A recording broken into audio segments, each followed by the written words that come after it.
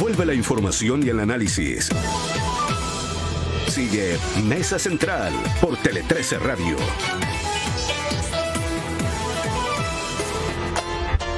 Ocho con 40, conversamos. No, faltan segundos para que sean las 8:40. Conversamos de actualidad y política esta mañana acá en Mesa Central, señoras y señores, con columnistas de todos los tamaños. Jorge Penincho Navarrete, ¿cómo estás, Penincho? Muy feliz año a Feliz todas y a todos, año, y incluyendo a todos quienes participamos de esta radio, mayores y menores. Mayores y No llegó pan de Pascua. ¡Feliz año, Francisco Covarrubias! Muy feliz año para todas y todos. ¿Cómo no nos llegó pan de Pascua? No, porque una auditora del año, el año pasado nos mandó. Así es, este año, un pan de Pascua muy bueno. exquisito. Era bueno, sí. Exquisito. El Pero mío era bueno. más grande que el que ustedes, sí. El tuyo era mayor. El mío era mayor. Columnista menor para algunos, columnista mayorísimo para esta emisora, el único que lleva invicto los... ¿Ya cuántos años vamos? Ya Vamos para los 8. Para los 9. Para los 9. Para los 9. Uy, Casi, estamos viejos. los casi 9 años de Tele 13 Radio como columnista. Así que el mayor de todos nuestros columnistas, Francisco Covarrubias. Mira, ha sido Igual es raro que te agarre el presidente en uno, ¿no? Mira, es raro. O sea, el presidente puede tener su apreciación mía como columnista, como yo tengo mi apreciación de él como presidente. Cada uno tenemos nuestras apreciaciones, ¿cierto? Y que has divulgado Sí. con pasión Sí, durante sí, tantos sí. martes. Pero sin embargo, lo que me llamó la atención de este episodio es que el presidente derechamente haya mentido, porque dice que dije lo que no dije. Es decir, que dice que yo desprecié el hecho de que se remodelara una plaza, y el punto de la columna, y cualquiera la puede leer, dice de que el presidente no puede pretender que transmitan en directo los matinales una hora menor. Eso es. Una obra menor. Una hora menor, una remodelación menor. O sea, el adjetivo menor ya lo ocupaste tú primero. Sí, no sé si ocupé el menor, pero a Bueno, eso me algo así, refería.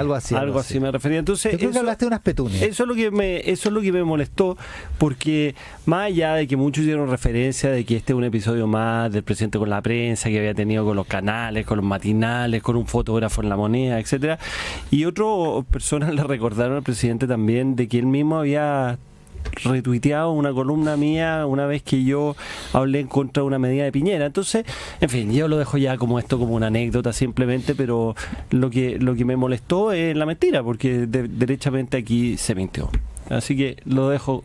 Para los que no hayan estado enterados de esto, que fue una conversación de la plaza el jueves pasado, el presidente dijo que un columnista menor, en referencia a Francisco Covarrubias, había despreciado la recuperación de una plaza en Renca.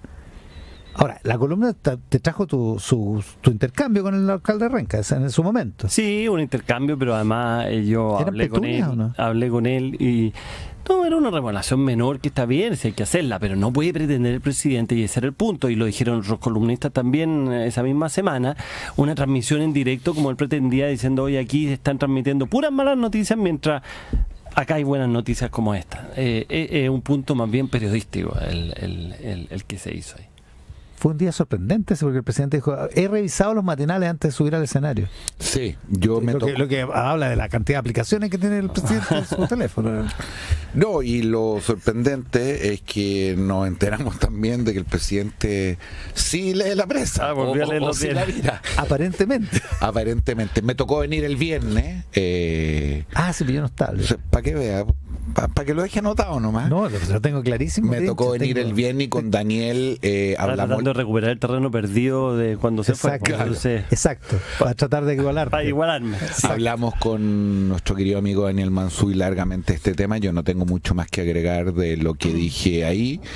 He tenido diferencias, las voy a seguir teniendo, y algunas grandes con Francisco. Sin embargo, siempre me ha parecido que un columnista estelar, y lo del presidente estuvo de más, no solo por el adjetivo que me parece poco generoso, sino porque es el presidente de la República.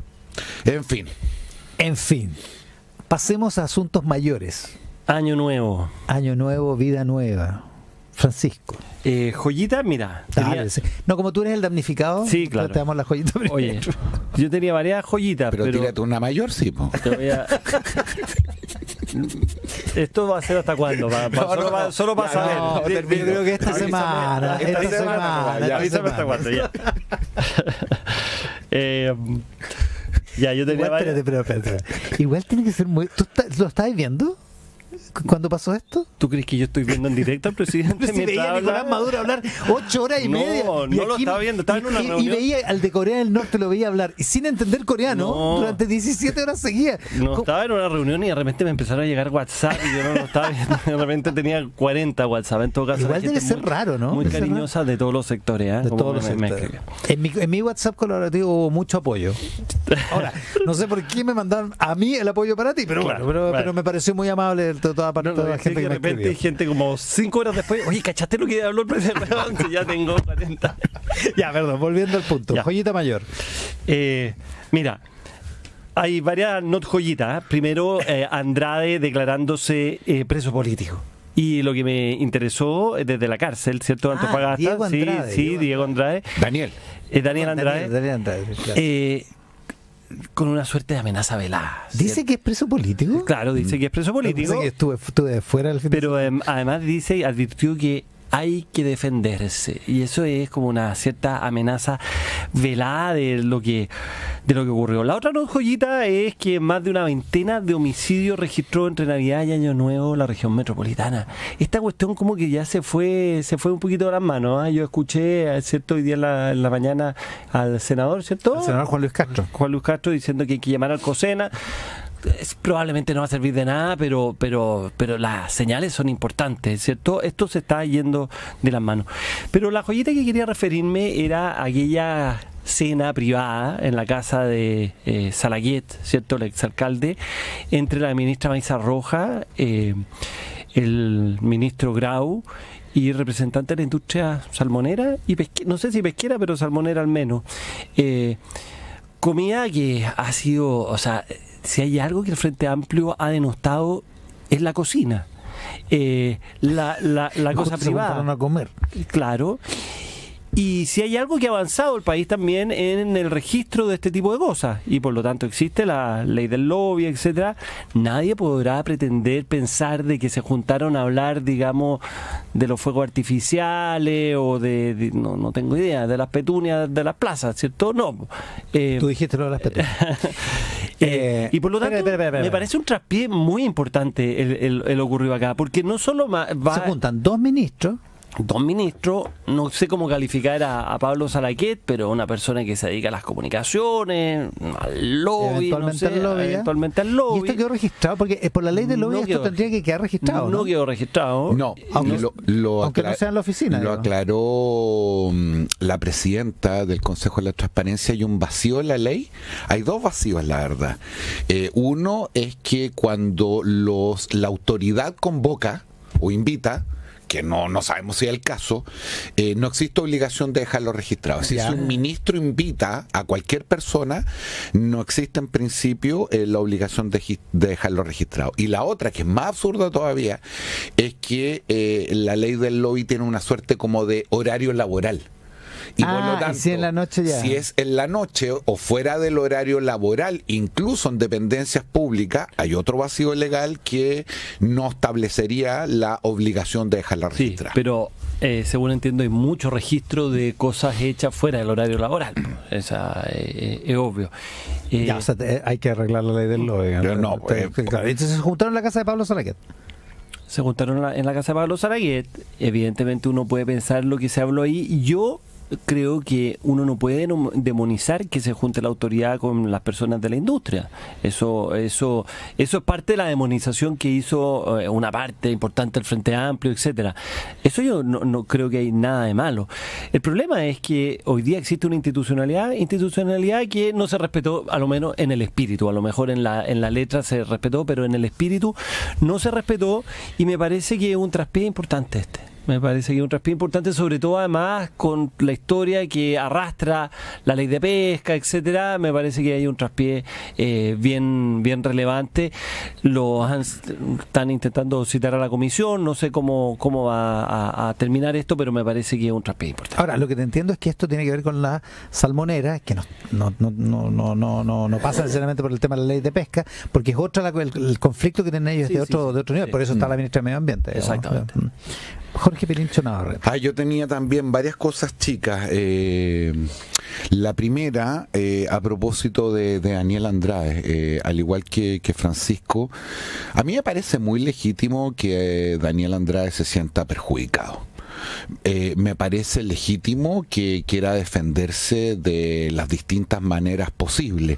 Incluso, no estoy de acuerdo, pero me parece legítimo que instale una suerte de amenaza velada por este abandono respecto al cual él siente que ha sido objeto.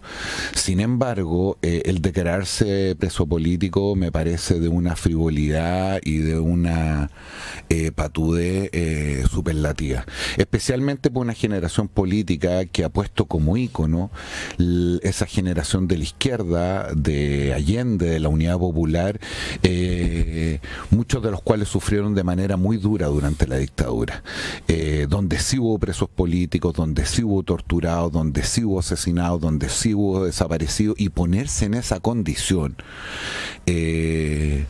me parece que habla en algún sentido, no de todos porque las generalizaciones son injustas, pero insisto, de la frivolidad y de la banalidad de algunos dirigentes. Y la amenaza a mí me parece que es bien relevante, o sea, como decir, aquí yo sé muchas cosas y esto no va a quedar aquí. Eso es un aviso que está pasando. Ok, y es un aviso que le está pasando a su propia gente, pero simplemente recordar que Daniel Andrade está preso por un delito básicamente de fraude al fisco, y eso no tiene ninguna arista política, ni menos que lo ponga en calidad de Además víctima. que en un régimen democrático no hay presos políticos, y para que existan presos políticos tiene que haber gente presa por su idea en regímenes que no son democráticos. O sea, La segunda... ¿Puedo hacer? Sí, por favor. Tú sabes cómo en este programa se ha cuestionado a todos quienes se han calificado como presos políticos en los últimos años. Pero solo una precisión, y sin conceder la veracidad de la categoría que pretende autoasignarse Daniel Andrade, para nada, en ningún punto.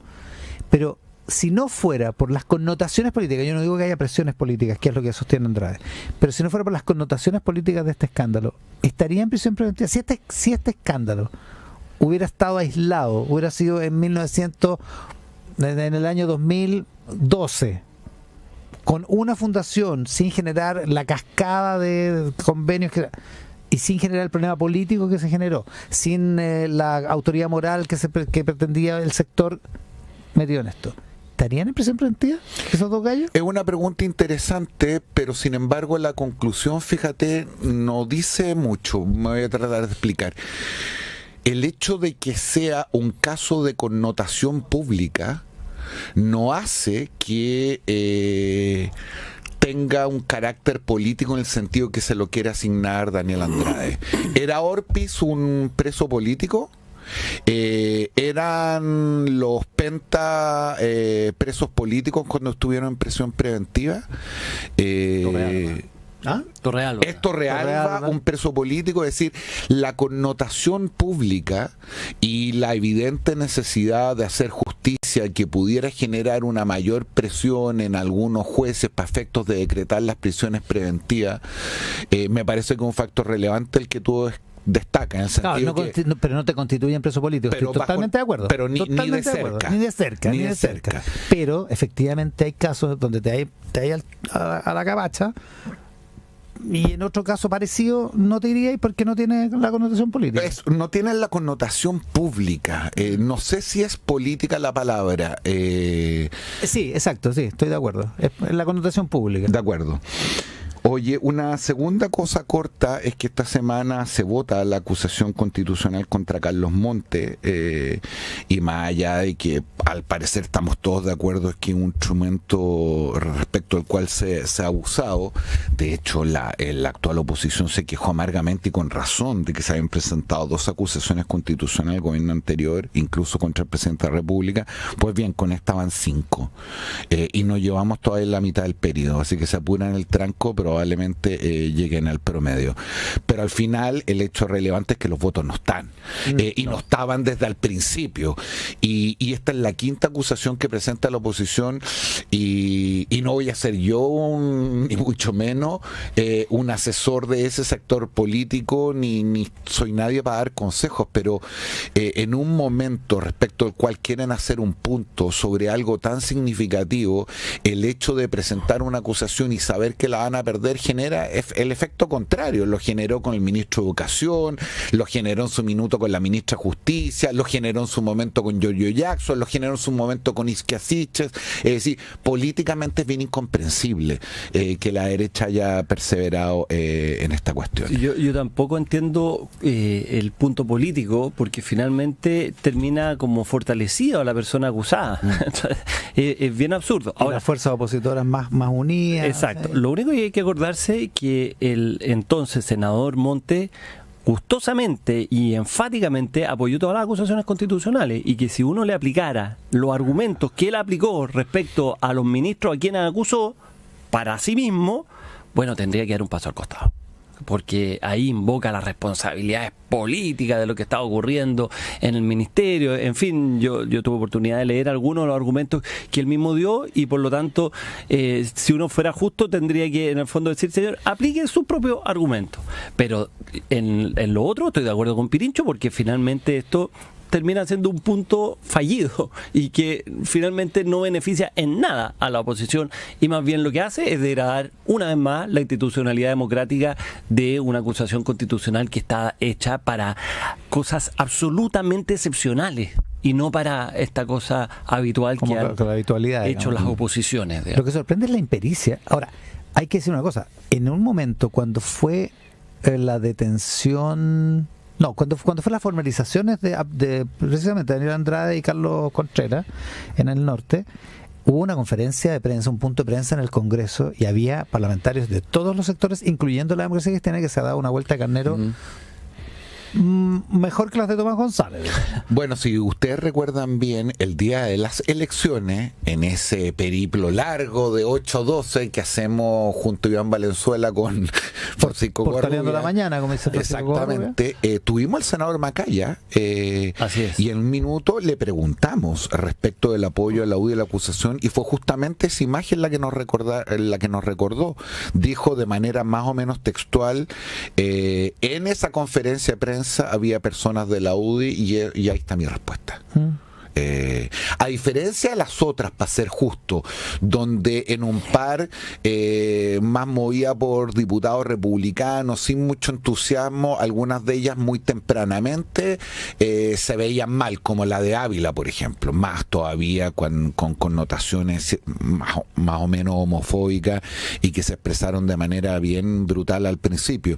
Pero en el caso de Giorgio Jackson, la primera, en el caso de la ex ministra de Justicia Marcela Ríos, y en el caso de Isquia Siches, había una supuesta unidad de la derecha, que incluso teniendo a todo su personal alineado llegan a 70 o 71 votos, si la memoria no me falle, con eso no tienen mayoría. Ahora, recordemos que las acusaciones constitucionales en el Senado es el 50+1 de los senadores en ejercicio. En la Cámara de Diputados es de los presentes. Exacto. Y por lo tanto se da esta dinámica bien hipócrita, que hace que todavía incluso haya gente nerviosa respecto a lo de Montes, de los diputados que no llegan, de los que se levantan para ir al baño, los que van a dar una entrevista, y los que ese día amanecieron sospechosamente Acuérdense enfermos. la acusación de Harald Beyer, que estaban en el Senado y estaban empatados, y Carlos Bianchi, B larga, y por lo tanto tenía que votar, creo que número 3, había salido y entra en el momento Al final, el último voto, el y voto dice, dirimente. el destino puesto sobre mis hombros, no sé, da el veredicto, esta cosa. Si no lo había puesto sobre su hombro, él se había Él lo retirado hizo. expresamente y ahí cayó. Quedar para el final, sí. Sí, no tienen los votos, está claro que no tienen. Oye, y por último, respecto de otra dimensión, en la famosa comida con la industria salmonera, yo creo que el efecto principal tiene que ver con la vara y con las declaraciones de una cierta coalición política que mira esto en general con sospecha. Porque, a ver, no nos saquemos la suerte entre gitanos, comidas con importantes personas, sean del mundo político, económico, social, han habido siempre.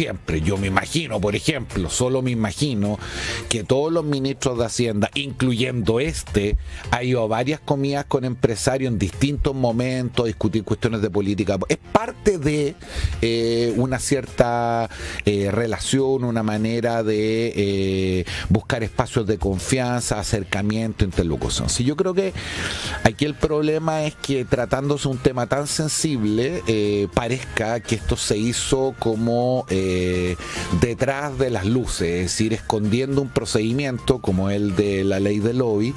Y lo segundo, diría yo, tiene que ver con que en el caso del ministro Grau y en el caso de la ministra Maiza Rojas representan quizás como poco este espíritu de mantenernos lejos, no contaminarnos, no confundirnos, y por lo tanto el reproche en este caso para ellos y de su propia gente es mucho mayor.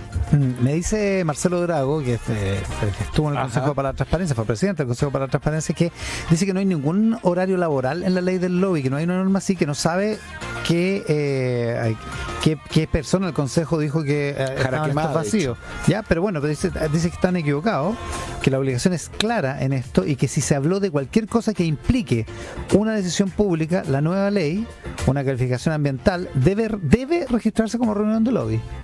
Ojo con eso. Sí, a mí me parece que tiene una gravedad, porque tampoco es que haya ido una comida en la cual había una persona en la industria salmonera, pero estaba también, digamos, mucha otra gente. No era un cumpleaños. No era un cumpleaños, porque eso se puede ocurrir en una sociedad como la chilena, puede ocurrir, que uno va a un lugar y hay gente. Esta era una comida exclusivamente para eso, para conversar y propiciada y en la casa de una persona que era facilitadora de esto. Entonces, no es igual. Independientemente de que puede ser razonable que exista ese intercambio. De todas maneras. O sea, otra cosa es si se cumple con la ley o no, digamos. Oye, solo dos cosas. La primera, que no quiero dejarla pasar, a propósito de que no empezamos bien el fin de semana y el año en materia de seguridad pública, a propósito de lo que decía Francisco. Yo no alcancé a escuchar la entrevista del senador, sin embargo ya parece ser una cuestión relativamente transversal, más allá de las medidas, más allá del éxito que declara el gobierno a partir de todas las proyectos y leyes que se han aprobado en materia de seguridad, esta sensación de que esta cuestión se nos fue de las manos. Y que por lo tanto en ese contexto requerimos hacer algo más o dar una señal más importante de la que hoy día estamos dando. Y por último, las cosas muy significativas nos escribe una querida auditora, la que hace los panes de Pascua, que pensó que la habíamos echado al olvido, Jimena, y que recuperará la tradición lo antes posible. Ya vamos a la pausa. Hablemos del tema de la seguridad en el siguiente bloque. Va a ser un tema de este inicio de año. Estamos con Francisco Covarrubias, con Jorge Pirincho Navarrete, conversando de actualidad y política hoy en Mesa Central. Actualidad pura, pura actualidad. Mesa Central.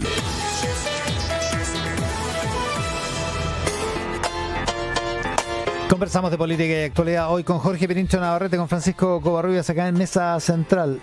¿Pirincho? Sí, una pequeña corrección, porque quiero ser muy justo. Cité a María Jaraquemada en el argumento que antes di, porque recordaba algo que ella había escrito y lo voy a leer textual, porque la pude haber sobreinterpretado. Dice textualmente María: Una, entre comillas, mala interpretación común de la ley del lobby es que solo aplica en edificios institucionales y horario laboral, pero no es así. Si el objetivo de los privados es influir en un proceso decisorio, deben registrarse. Urge su modernización para disminuir estos vacíos legales. Bueno, ya, está claro. Entonces, de ahí se sigue también que esta reunión tendría que haber sido registrada, digamos. Efectivamente. Porque lo que creo que la industria salmonera o los representantes de los salmoneros habrán llevado a esa comida es un interés por influir en alguna decisión, digamos. Sí, y el único vacío legal, entiendo que quedaría pendiente, pero me corregirán también si me equivoco, es cuando convoca o cuando invita la autoridad. No,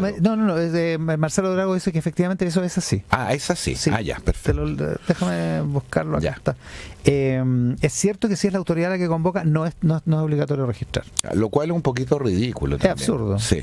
Sí. Francisco Covarrubias, se entregaron los resultados de la PAES. Sí, y tengo los ranking extraoficial, digamos, de cómo le fue a los colegios, a los mejores colegios, en la suma, en el promedio de la prueba de comprensión lectora con matemática 1. Esto le encanta al gobierno. Entonces, a nivel de colegios municipales, ¿cuál fue el mejor colegio? ¿Cuál? ¿Augusto Dalmar? Augusto Dalmar. ¿De nuevo? Nuevamente. A pesar de todo. A pesar de con una baja en el puntaje, pero sigue siendo el primero.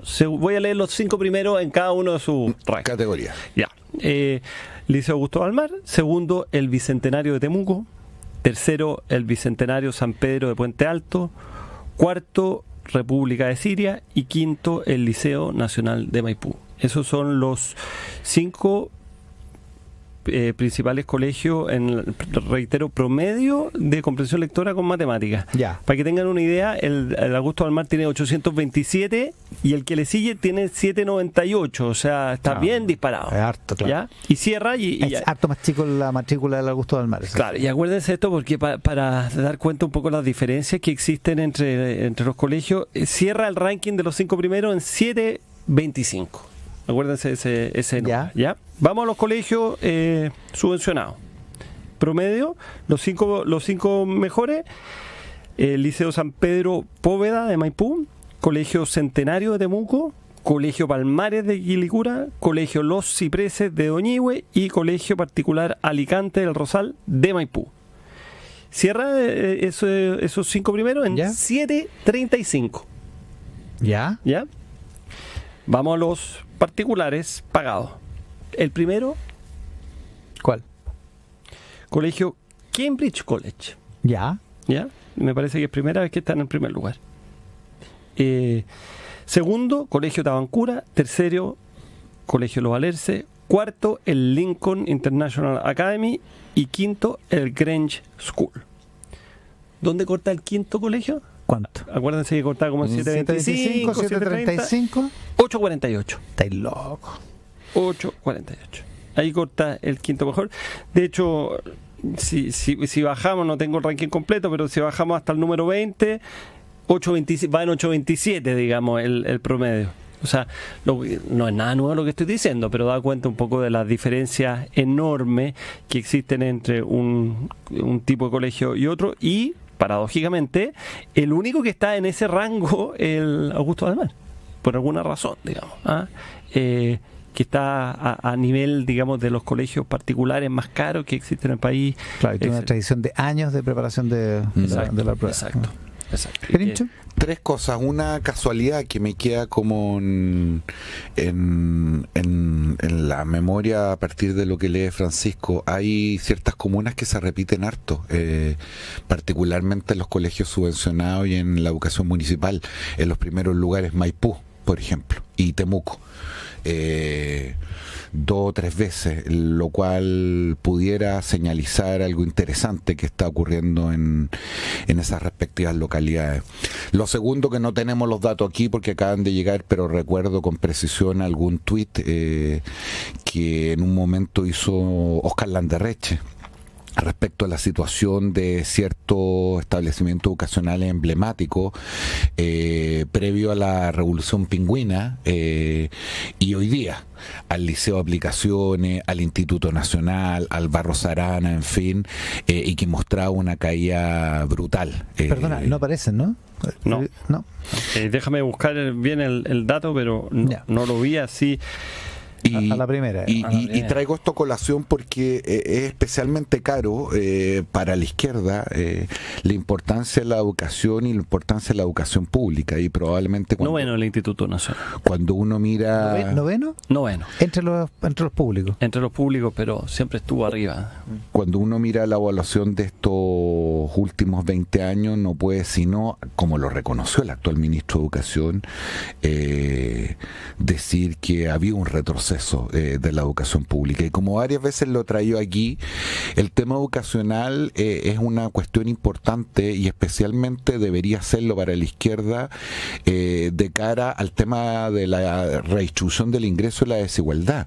A diferencia de la explotación de los recursos naturales o el mercado financiero, dos pilares sobre los cuales se sustenta nuestra economía, que son espacios o áreas por sí mismos apropiables o acumulables. Si hay algo que por la naturaleza humana o por la DNA y el Espíritu Santo me da exactamente lo mismo, se reparte de manera más o menos igual, es el talento de las personas. Y por lo tanto, invertir en el talento, hacer de un pilar de una economía el capital y el recurso humano, contribuye de manera muy significativa a terminar o a bajar la desigualdad y a mayores niveles y mejoras en redistribución del ingreso. Y creo que lo que muestran los datos que preliminarmente acaba de leer Francisco es un duro fracaso, especialmente para quienes ven en la educación un instrumento de movilidad social, y sin embargo lo que se está constatando es que lo que hemos hecho durante los últimos 20 años, no sé si la palabra ha consolidado, pero a lo menos no ha mermado en nada la regresividad del sistema que hoy día tenemos. Sí, dos cosas, una buena y una mala, digamos. Voy a partir por la mala.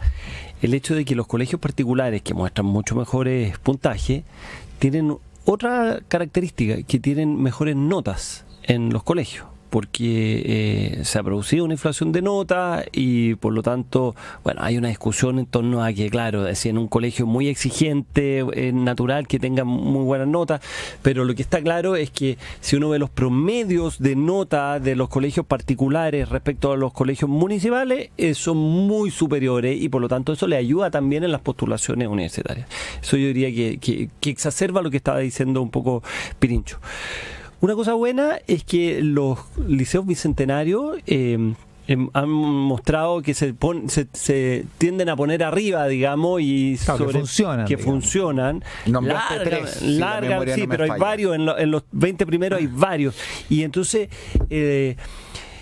fue largamente discutido, muy discutido desde la izquierda y el Frente Amplio, no obstante que finalmente este gobierno anunció el aumento del liceo bicentenario, o sea, pero es algo sobre la cual, como en tantas otras materias, perdimos bastante tiempo en tratar de demonizar algo que ha terminado dando resultados, no probablemente al nivel que quisiéramos, pero se han ido poniendo rápidamente sobre el resto de los otros liceos y por lo tanto parece ser que hay un camino ahí sobre la cual se puede profundizar ya sin ponerle las piedras, sin decir que esto es algo regresivo, sin decir, sino que más allá de las legítimas diferencias que uno pueda tener sobre el tema, pero que da un camino, y ese camino yo creo que es importante potenciarlo. Ahora, en La Moneda a esta hora debe estar el presidente con el ministro de Educación recibiendo a distintos alumnos, una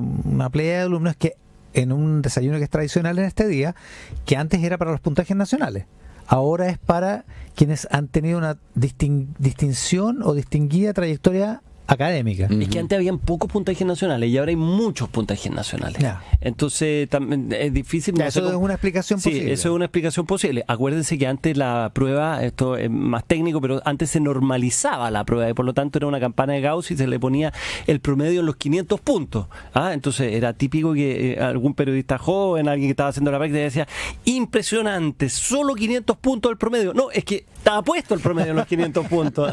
Entonces, pero ahora se deja de normalizar. Y entonces al dejarse de normalizar, la curva se mueve de formas distintas. Y se disparan los puntajes. Y los puntajes nacionales, hay muchos puntajes. En la prueba de matemática 1 hay muchos puntajes. Así, ¿eh? Mucho.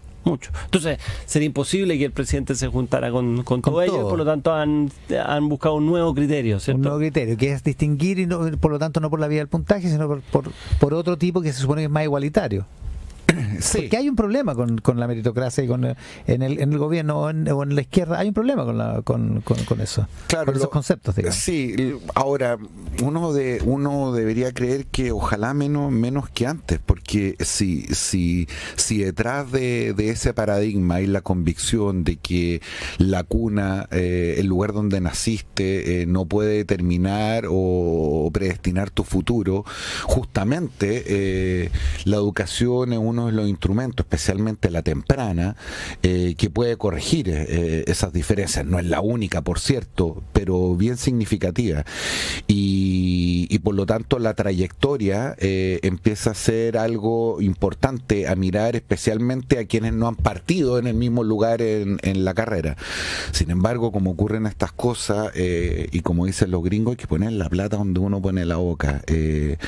Y yo creo, como han sostenido columnistas de esta misma radio, el caso de Daniel Mansuy, probablemente el más vistoso, la preocupación que este gobierno ha puesto en los temas de educación no se condice con lo que se dijo durante mucho tiempo, ni menos con aquello que le es muy intuitivo. Es decir, esta generación política creció en el marco de las protestas estudiantiles, primero a nivel secundario, después a nivel universitario, razón por la cual uno debería suponer que esto está en el ADN más profundo de sus preocupaciones, y sin embargo eso a lo menos no se ha materializado de manera muy evidente en estos dos primeros los expertos años de tendrán gobierno. que hacer el cálculo también sobre el efecto pandemia que hay detrás de esto, porque evidentemente en los colegios particulares ha habido una capacidad de suplir mucho de lo que ocurrió en la pandemia, y eso no lo hemos visto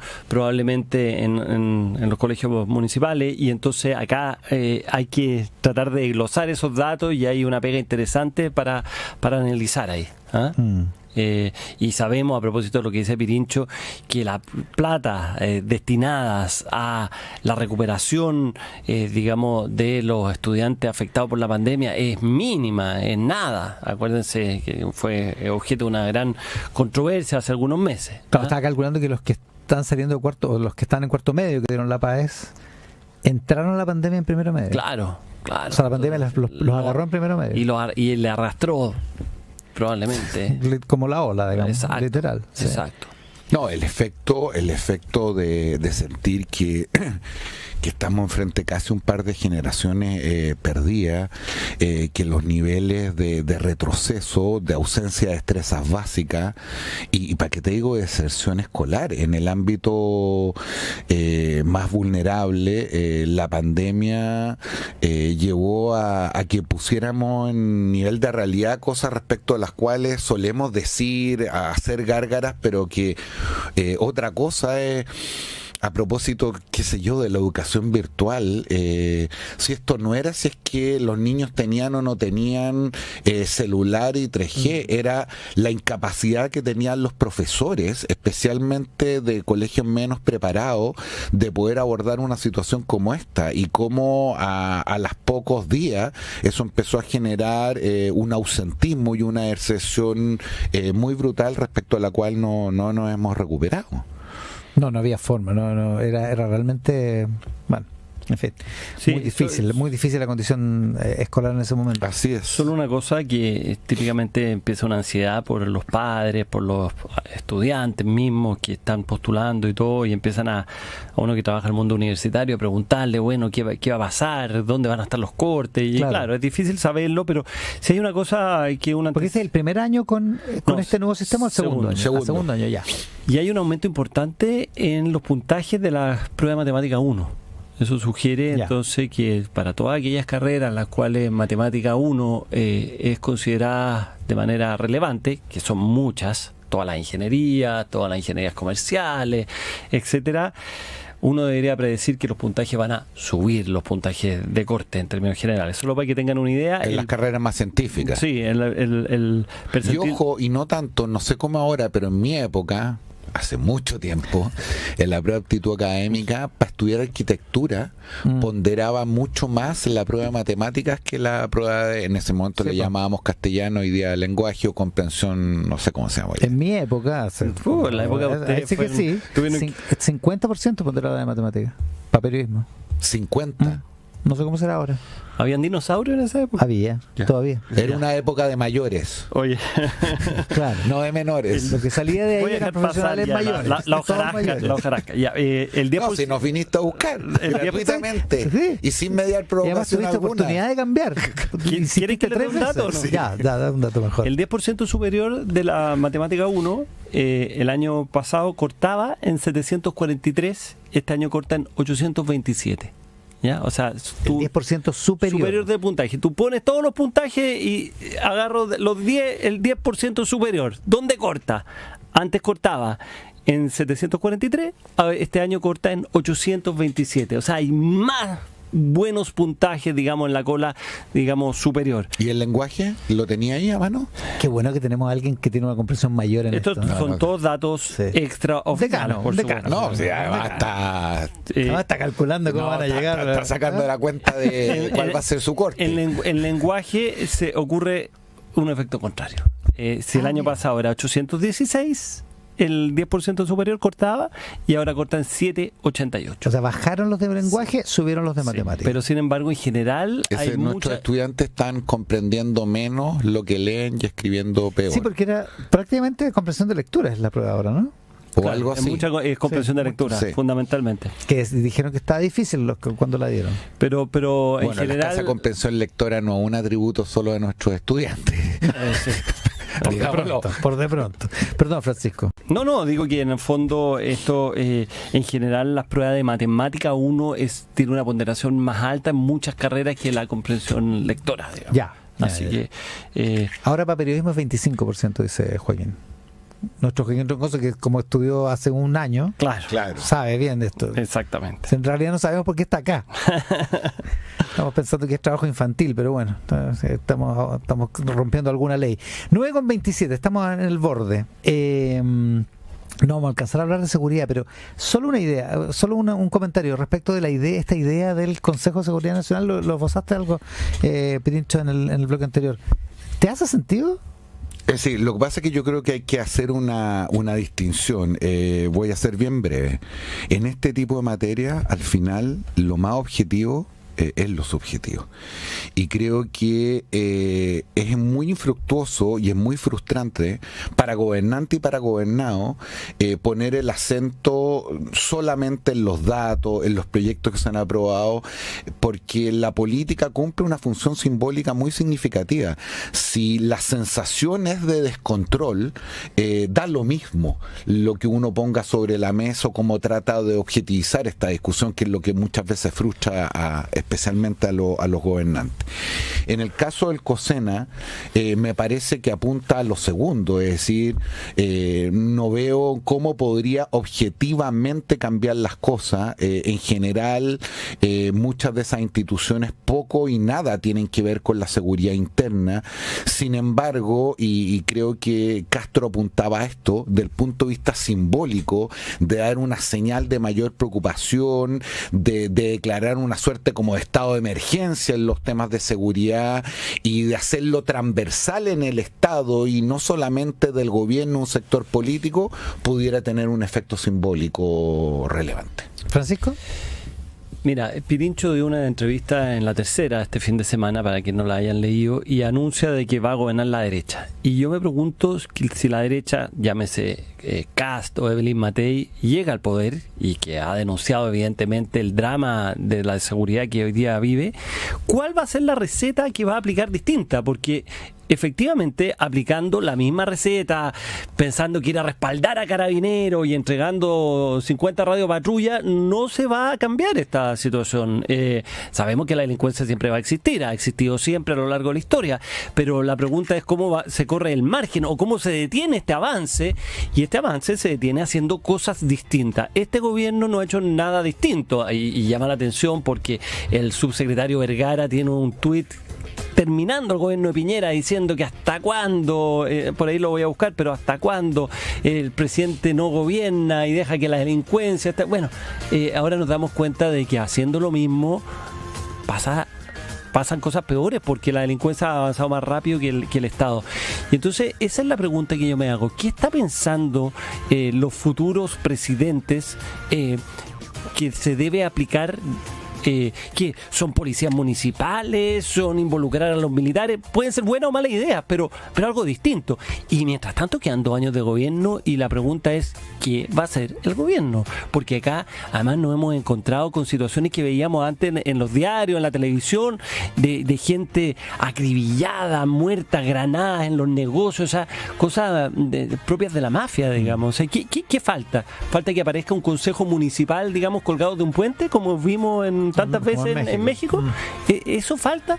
En fin, hay que hacer cosas distintas. Va a ser un tema. Ya lo es a principios de este 2024 y va a seguir siendo tema, por cierto, también para el gobierno. Recomendaciones, rápidamente. Jorge Pirincho Navarrete.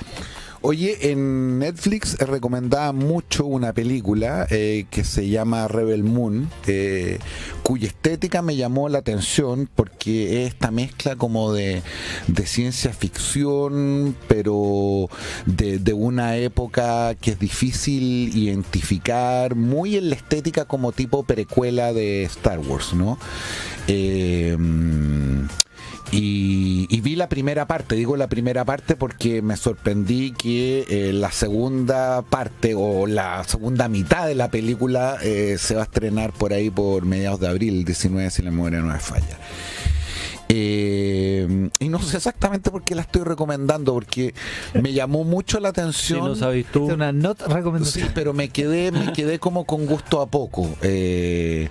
Tenía la sensación de que es una buena historia, hay personajes interesantes, y hace todos los checks, pero por alguna razón, yo que soy medio fanático de esa estética, de ese tipo de película, como que no te ha cerrado todo. Me quedo esperando la segunda parte a mediados de abril, pero la dejo ahí porque está por sobre los estándares, a diferencia de otras que he recomendado y me han hecho bullying. Y a los que les gusta ese tipo de películas, creo que puede ser satisfactoria para algún día de la semana. Rebel Moon en Netflix. Y está con el título en inglés. Por eso lo decimos así. Sí. Francisco Coa. Sí, a propósito de inglés, voy a recomendar un libro que me leí el fin de semana, una novela. Pero dime cómo se pronuncia ese nombre en inglés. ¿Un caballero en Moscú? Sí, pero el autor. Amor Towles. Amor Towles. Yo creo. ¿No? Supongo. Amor Towles. Este libro es muy interesante. Estuvo el año 2020 casi, 20 semanas en el ranking de los libros más vendidos. Y curiosamente el autor es un escritor casi aficionado, que ahora se transformó, después de este libro, se transformó en escritor, pero era una persona que trabajaba en Wall Street.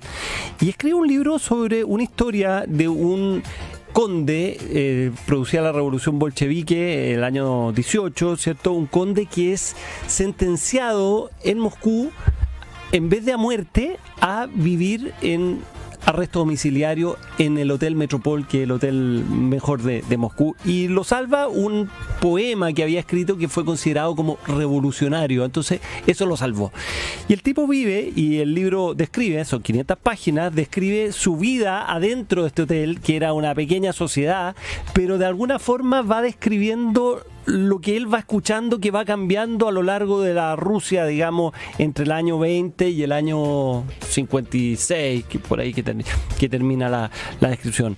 Es súper interesante el libro, muy ruso, siendo de un gringo, digamos, muy ruso. De hecho, hay varios guiños a Ana Karenina, y en el libro habla la importancia de Ana Karenina. Se deja leer muy bien, es bien entretenido el libro, y sobre todo que tiene esta esta cosa como epocal que está muy bien descrita. Así que lo recomiendo. Amor Tools, Un caballero en Moscú. Un caballero en Moscú. Recomendaciones para este primer martes de diálogo de política y actualidad con Francisco Covarrubias y con Jorge Pirincho Navarrete. Que tengan un estupendo 2024. Muy feliz año a todas y a todos. Buenos días. Buenos días. Es hora de poner la actualidad sobre la mesa. Escuchas Mesa Central por Tele 13 Radio.